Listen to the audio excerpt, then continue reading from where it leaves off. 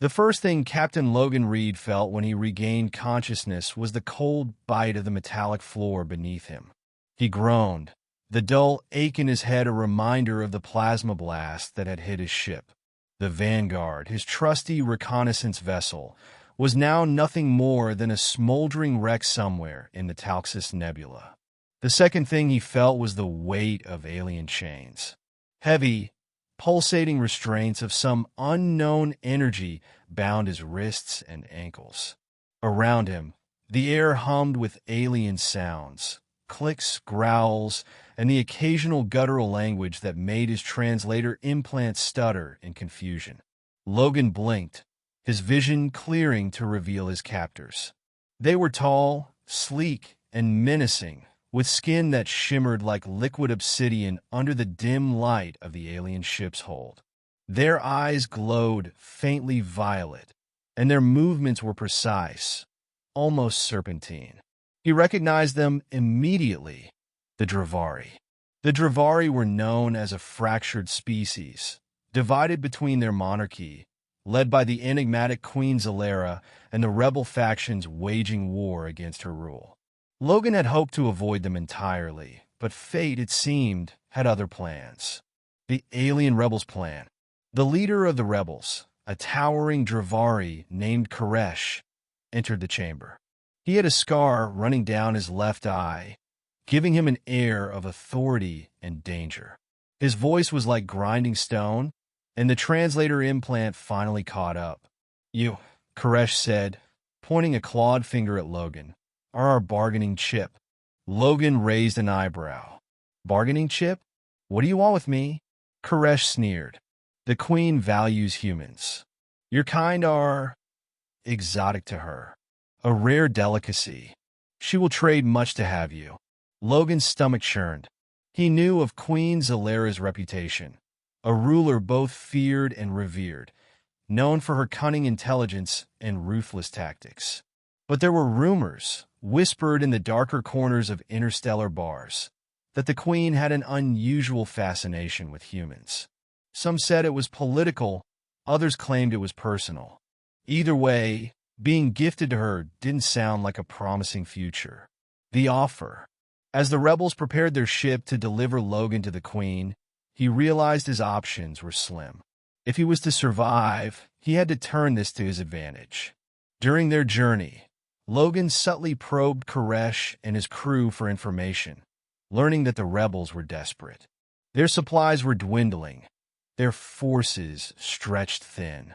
Delivering Logan as a gift to the Queen was their last-ditch effort to negotiate peace, or at least a ceasefire. When they finally arrived at the Dravari capital, Logan was paraded through the opulent palace halls. The architecture was a breathtaking fusion of crystalline structures and organic growth, glowing with an internal luminescence. Despite his precarious situation, Logan couldn't help but admire the beauty around him. He was brought before Queen Zelara in her throne room, a grand chamber with towering crystal pillars and a floor that shimmered like a pool of stars.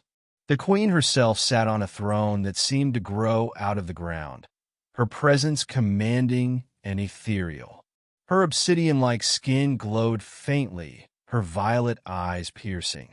She wore a flowing garment that looked like it was woven from liquid light. Koresh bowed deeply, shoving Logan forward. "Your Majesty," Koresh said, "we present to you this human as a token of goodwill."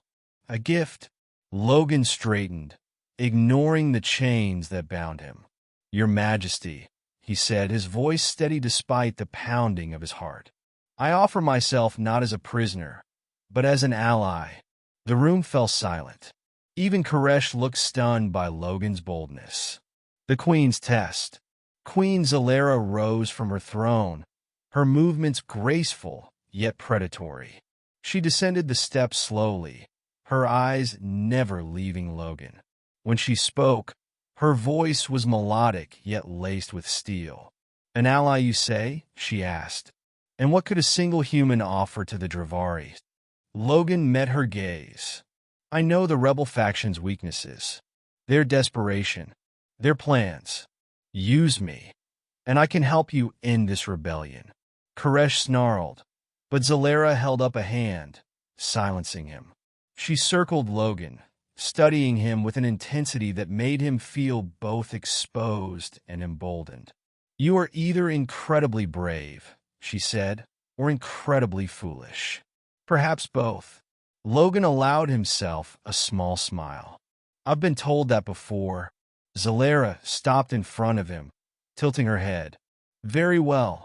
I accept your offer, but you will prove your loyalty. If you betray me, human, you will wish the rebels had kept you." The turning point.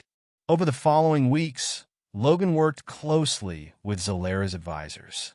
He shared insights into the rebels' tactics gained during his time as their prisoner. But he also began to see a different side of the queen. Beneath her fierce exterior was a leader burdened by the weight of her people's survival. The rebellion wasn't just a political struggle. It was a clash of ideals, of Dravari who feared change and those who sought it recklessly. Logan's human perspective offered a unique advantage. He proposed strategies that minimize casualties, balancing strength with diplomacy. Slowly, he earned Zelara's trust and something more.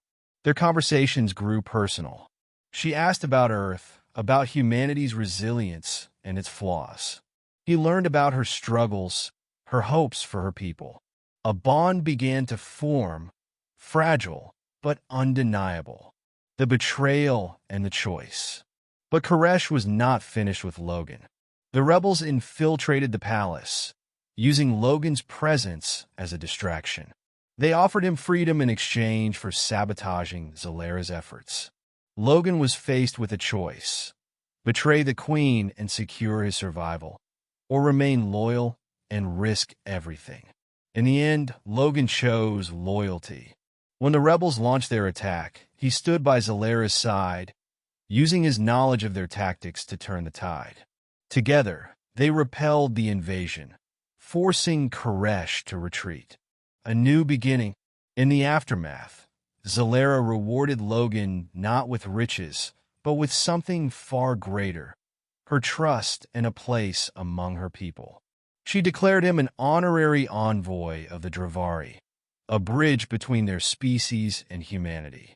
As Logan stood beside Queen Zelara in her throne room, he realized he had found a new purpose. He was no longer just a prisoner or a bargaining chip. He was an ally, a diplomat, and perhaps something more to the queen. And for the first time since his capture, Logan looked to the future with hope.